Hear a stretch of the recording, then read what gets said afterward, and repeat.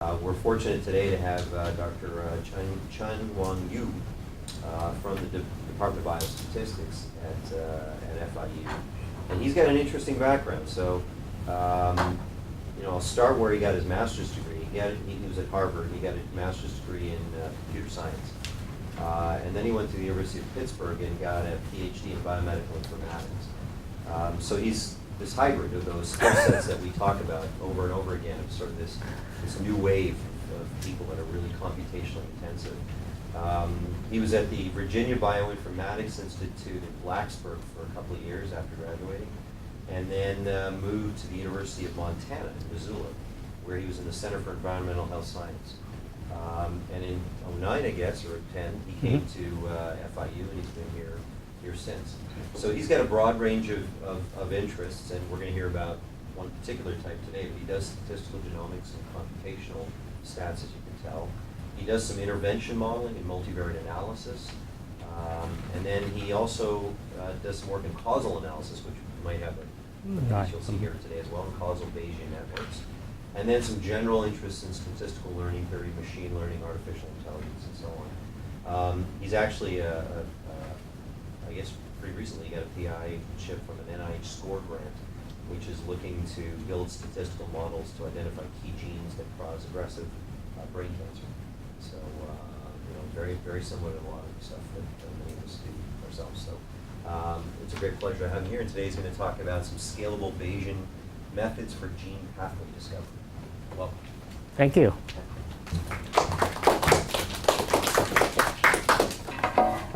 Whoops, I've already broke something, right?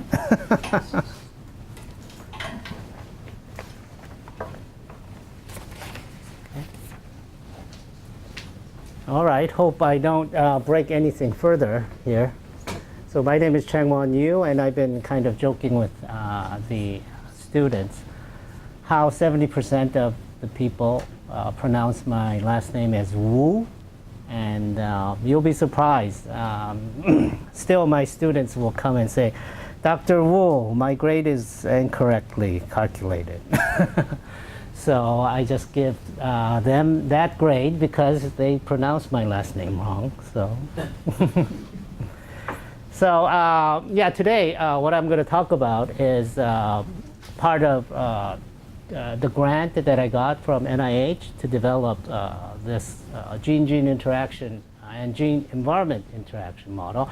But since I'm in biostatistics department, usually I don't put any equation into my motto is not to put any mathematical equation.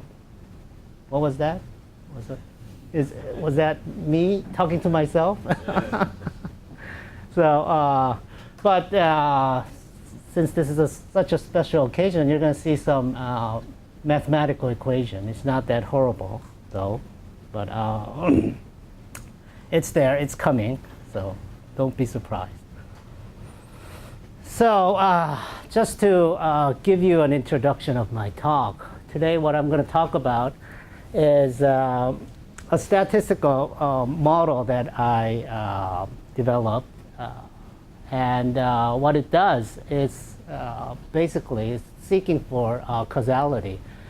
So many of the studies that you're going to see published in gene-gene interaction and even gene-environment interaction is more association-based, but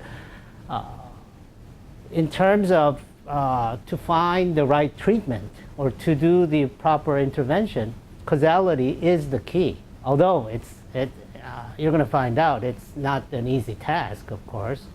And there are some reviewers jumping on you saying, have you ever read Hume? How can you talk causality? There is no such cause and effect type of reviewers are out there. And you can see how tough it is to really sell your idea in causality here. But anyway, this idea of statistical method to model causality comes from, there are lots of experimental studies that are producing intervention and observational data. So how can we effectively model this into a coherent statistical model? So today, hopefully, I'll provide a new scalable statistical method to incorporate these data.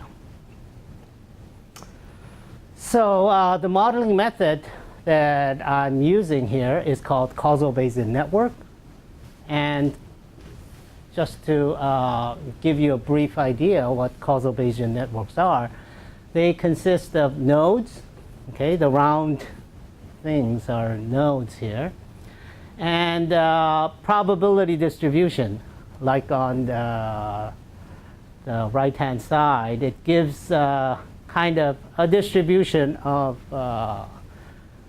a GAL3 gene, whatever that's actually galactose metabolic pathway gene, one of the gene there. So it's just showing the distribution of GAL3 gene conditioned. Okay, you can see that it's conditional probability distribution on certain other genes. So typically, it's conditioned on the cause, if we know the cause.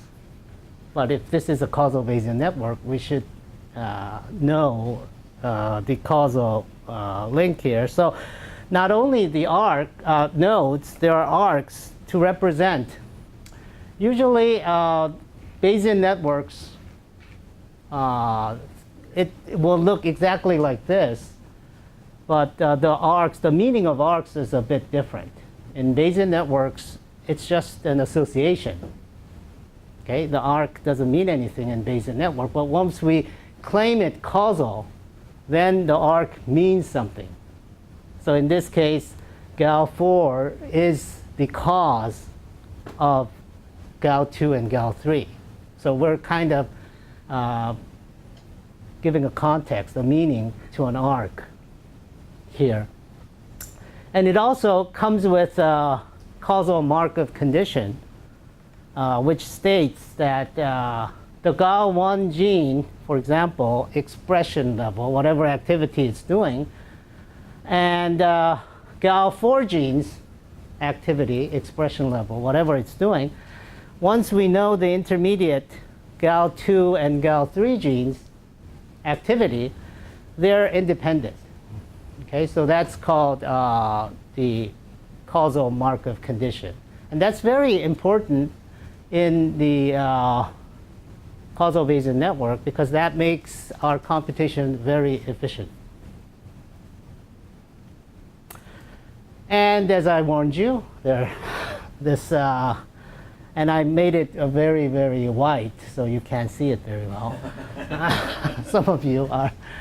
So there are lots of area in which we do research in Causeovesen network. For example, we try to do an inference, like what is the joint probability among all the nodes that we're modeling here? How do we calculate it? How do we efficiently calculate it?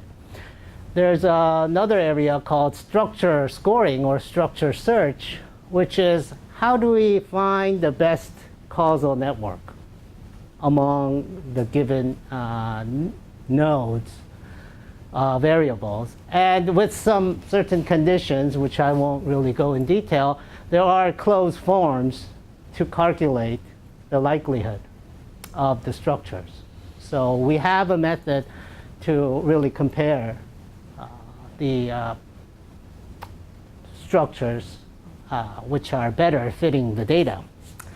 And in this talk, I will present more pairwise. And the reason behind it is causality is it's a difficult thing. So we start from a very basic kind of structures and then build up from there. But when we say what is the probability of one variable x causing a variable y, given the data set and the knowledge, what we're actually doing is we're going through all the possible structures. And remember here, we know how to score them. We have somewhat a weight how better that structure is, we go through all the structures and then we find, is there any X is causing Y in that structure? And we sum that up and we use that as the pairwise score. You are welcome to ask questions at any time, because when there's no questions, it means two things. You guys perfectly understand what I'm saying at this moment, or you're totally lost. So and pretty much it's the latter case. So please do. Yeah. By pairwise, you're talking about one starting point and one ending point. Yes. And Yes. one pathway between Exactly. You could have many intermediate variables, but still that qualifies. That would be in the summation. Exactly. That will be into the. That's a good question, though. Any other questions? All right. Moving on. So, and another thing that I pretty much introduced to this community of Bayesian network is the intervention modeling. How can we model intervention here, which is pretty straightforward in a sense. I'm surprised that nobody really thought about it, is to add another variable called intervention. And this intervention, for example, we're trying to manipulate GAL2. For example, we could generate a mouse strain which has GAL2 removed. We call it knockout mouse. So that's kind of the intervention we can do on a specific variable. And if that is a complete intervention, which means it totally controls, for example, if we removed GAL2, there's no GAL2. So it's a complete intervention in a sense. Then that means we can augment our network and say, okay, since this is gone, or basically this effect is also gone. So we can clearly remove that arc and end up with a new network here. And of course, as I said, if the intervention, M is the intervention, if the intervention is complete, we can just say it's the probability of 1, it's done. But for example, in patient compliance model, the intervention might not be complete. Some patients might not exactly follow what they've been told to do. So we can also put some probability and model that way. And that way the arc will not be removed because it's not a complete intervention. So that's it. This is the last equation. So no more equation here. Okay, so what kind of hypothesis I'm looking into? Remember, I'm starting with pairwise here. And of course, when you're doing causality, you need to think about the latent confounder. And not only just confounders, the latent confounders. So for example, this is the causal relation. C is a variable causing the E is an effect. And you can see there's no latent confounder here. That's one hypothesis. Let's call it E1. And this is another hypothesis. Now you can see that there is a confounder, latent confounder here. And still, on the bottom, there's cause and effect relationship. We represent it as a double arrow here and call it E4. Just the same way we can come up with these 4 hypotheses. And I want to emphasize this is the model. This is why association is not a causation, because you can see clearly there's no causal relationship here between C and E, although there might be a hidden common cause that are strongly making C and E associated. So the association doesn't really mean causation. And this is exactly what the tobacco company wants their model to be for lung cancer and smoking, right? Because they want to claim there is, Surgeon General says there's strong association, but wait a minute, there might be, we're finding more and more groups of genes that makes you addicted to certain substance, and that group of genes is making you addicted to smoking, and that is the genes that causing lung cancer. So there you go, it's your ancestor to blame, not the tobacco company. So that's the E6 model. Okay, you can see that there are 6 hypotheses that we drew, and you can see that E2 and E5, which is the reverse causation, because this is a hypothesis, since we can hypothesize effect being a cause.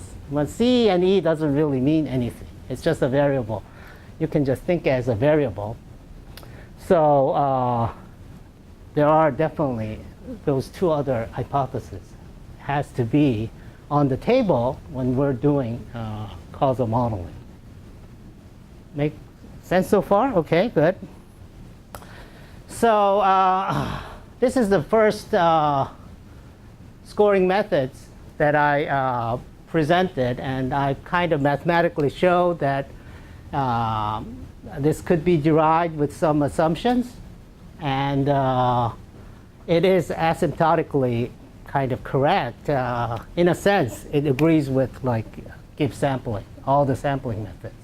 But you're going to see later on, this method is like more than 300 times faster than the sampling method. So it is, that's where the scalable kind of issue comes in.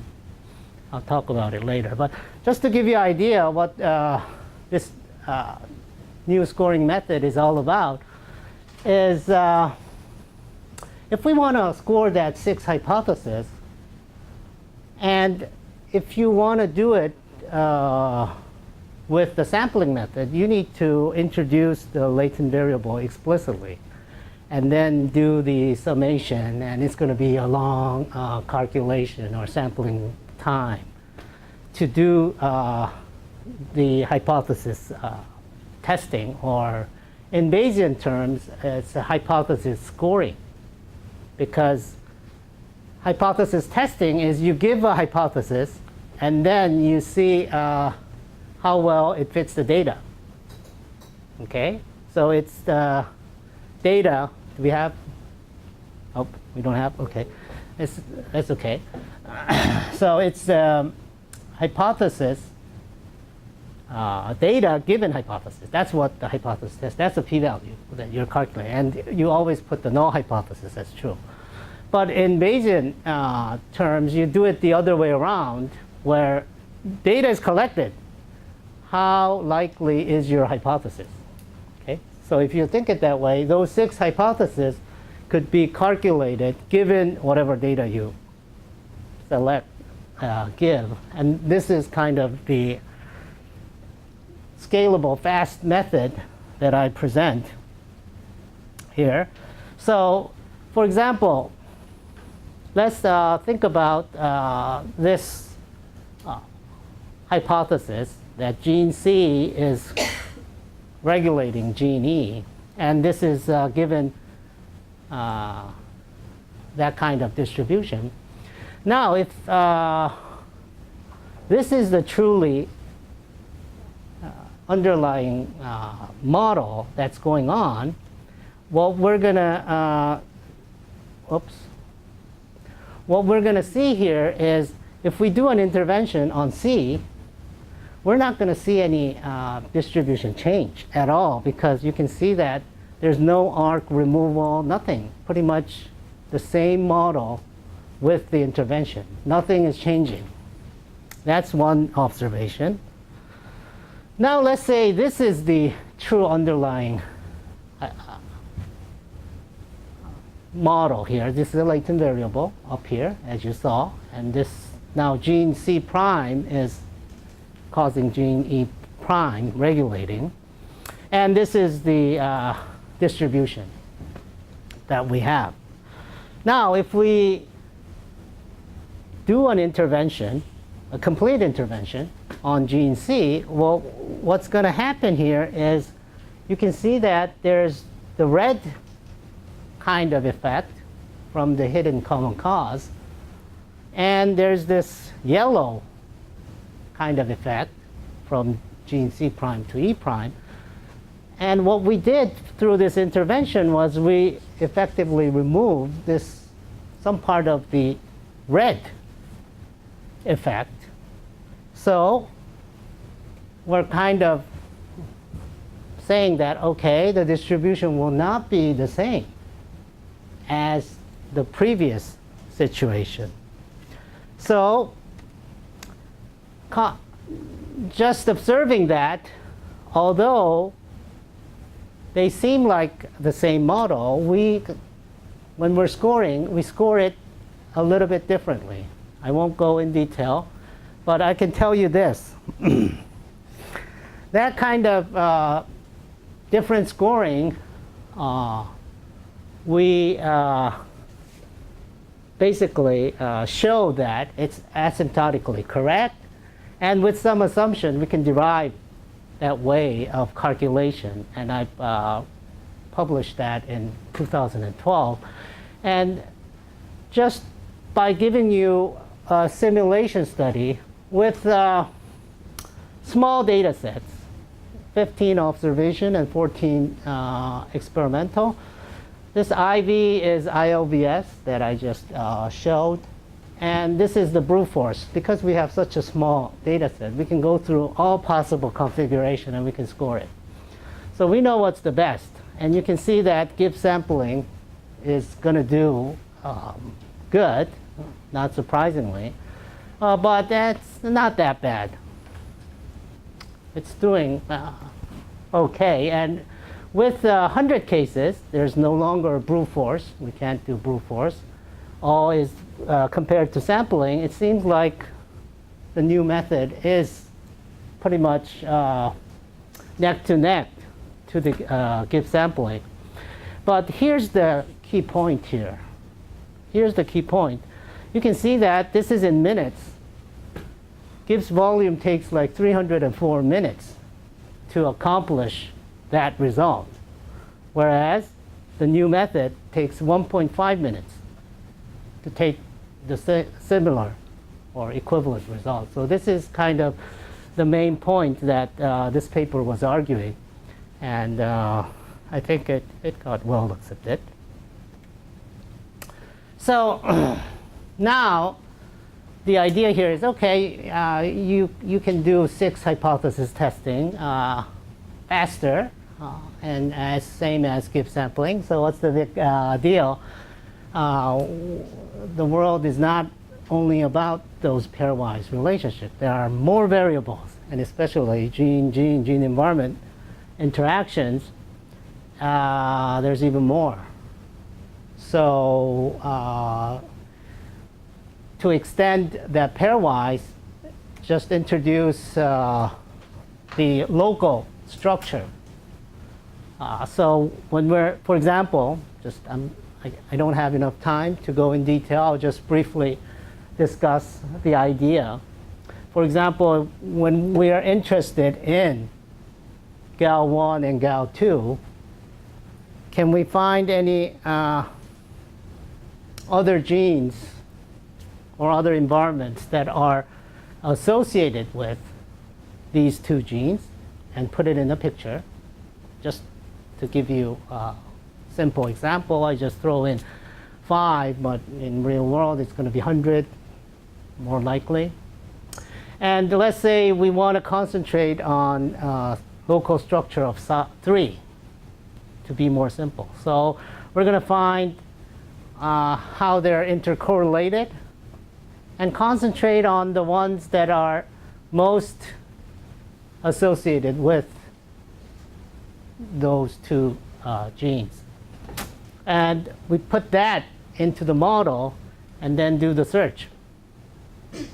And we can come up with, we can do, with a limited number of variables, like up to 25, we can completely search through the space.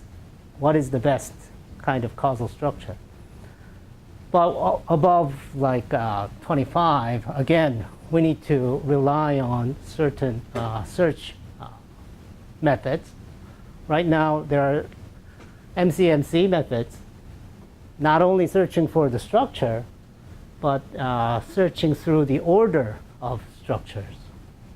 But I won't talk about that here. So there's this local part that we can now kind of expand from pairwise. And the other thing that recently we've been working on is called equivalence local search, ILVS. This is about, we call it a Y structure, and this is a jargon that we use in causal discovery community with only using observational data. Of course, for causal discovery, we need a random controlled trial, double-blinded. That's the ideal situation. That's the recommended way to find causality. But nowadays, with abundant data from biology, from online, now what we can do is with only merely observing the data, we can start inferring causality. So I won't go in detail again, but the Y structure has an interesting property where we can claim that if this is the true underlying generating structure, these two, GAL3 gene and GAL4 gene, there cannot be a hidden common cause or anything like that. So there's a high chance that there is a causal relationship between GAL3 and GAL4 with only observational data. So if there is information that we can gain from these Y structure, whenever we're doing structure scoring, why don't we try to do the reverse, keep on reversing the arc as we search through. So merely just reversing an arc process, later it does improve the causal prediction. Not the independence prediction, but the causal prediction, it does pretty well. So to prove our point, what we did was we used the structural equation model. So it seemed like too fishy to use Bayesian network again to generate the data and use Bayesian network to predict. So what we did was we used a structural equation model, which has capacity. This is, by the way, it's available online. Carnegie Mellon runs this. And it can simulate as if the genes were interacting. And we generated half observational, half experimental. Since this is just a structural equation model, we can keep on generating. And we generated more than these cases. Wow. And try to apply the local limb and equivalence limb and show their predictive performance. Sorry for the dumb question. What is the difference? What do you mean by experimental? Experimental means you made an effort to intervene some variable. Yeah, that's a good question, though. Yeah, I've been kind of saying intervention, experimental. So you set up your simulation to exactly that. create an experiment. Exactly, there you go. Because that's the only way we can truly say, oh, this is the causal path that is correct, because so this is the kind of model that the expert came up with. Okay, a very simple model. We need. Sorry, Mark. We need. You're right. Somebody already knows. This is about autoimmune disease. So this is one kind of network they came up, and we kind of made a twist to just hide some variables to the because we need to mimic the latentness. And these are the arcs that the expert said it might be there but never been published. So we just threw in some of those as well, just to. And these are pretty much the results. So here, what we're kind of trying to see is what are the benefit of just reversing the arc while we're searching. So all we need to look at is how much does it improve the prediction. So these are the ROC curves. So you can see that asterisk means they're significant. It's doing significantly better than not reversing the arc search. So it turns out with smaller number of cases, it does significantly improve the causal prediction, but not the independence prediction. The independent prediction is not that significant, and sometimes it's hurting. And the negative always means it's doing worse than before. So, but the encouraging fact here is we want causal relationship. And the Y structure is exactly about the causality, not about independence. So that's what we report. And we further look into some positive predictive value and negative predictive value. And you can see that the interesting trend as the cases goes bigger and bigger, it performs worse and worse. And the reason behind is we're using such a small local structure, it's getting pretty much overfed from the data. So maybe increasing the local structure. Right now we're using local structure of 7, size of 7. But if we increase it to bigger number, then we're not going to have this overfitting problem. So by the size of the local structure, is that the number of pathways that you're reversing? No, the local structure number is the variable that we keep to do the actual search. Oh, the size of yes, searching over. So it's the number of variable, basically. So the local structure, if it gets over 25, basically it's right. Not going to. But then with whatever size of the local structure, are you putting in pathways amongst all those variables? Yeah, and also reversing. Yeah, we're reversing them as well, everything as we search around.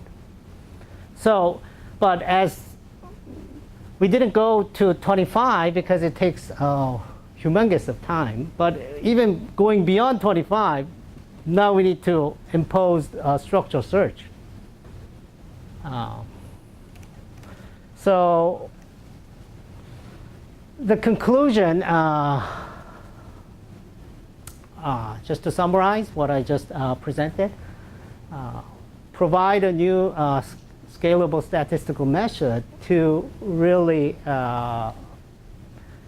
systematically model the mixture of observational and experimental data. And definitely this is way more efficient time-wise than the sampling methods, as I show. And this, depending on the local size, we determine we can search through large networks, and equivalence search does improve the prediction of causal relationship. So that's what we showed, and what we did was, because part of the grant is about brain cancer, not about the inflammatory autoimmune disease. So what we did, this was recently published in PLOS One, is to use these kind of techniques and see whether we can find any interconnections among the genes. This is just the first step, where the company called Oncomine has identified already a significant genes, 400 of them, that are differentially expressed among normal versus brain tumor patient. So using that, we gave a first run on these search methods to find the network, and we have kind of presented in PLOS One. And that's what we're doing right now. We're trying to kind of establish the network, and now we're going to go in and do further of the causal search. And at the same time, we're going to try to refine those equivalence search.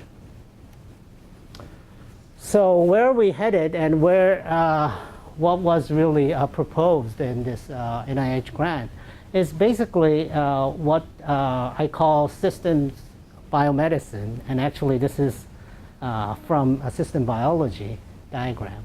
And this science paper actually mentioned one of my paper and saying this is the direction we should go for the systems biology research, because causality is the key for doing all these paths, because you're going to see all the pathways that who knows what type of.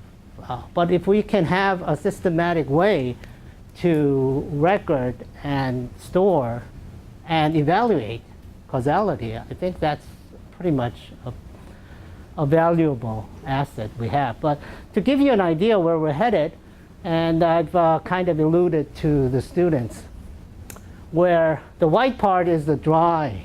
We're on the dry side. The computer modelings are all on the dried simulation side. Okay, we call it dry side. And you biologists, I believe there are some, are in the wet side. So we call it wet experiments. But they have to go hand in hand. What we do here in dry experiments can lead the wet experimenters to really test their hypothesis and generate, because reality check here, we need to have a reality check and feed in those results back to our dry model so we can improve. And that's exactly where we're headed, to develop these models and actually try to provide. Here we're also, one of the components we're concentrating is the treatment. Is there any other better treatment that we can offer for the brain tumor patient? Okay, that's about it, and thank you for listening.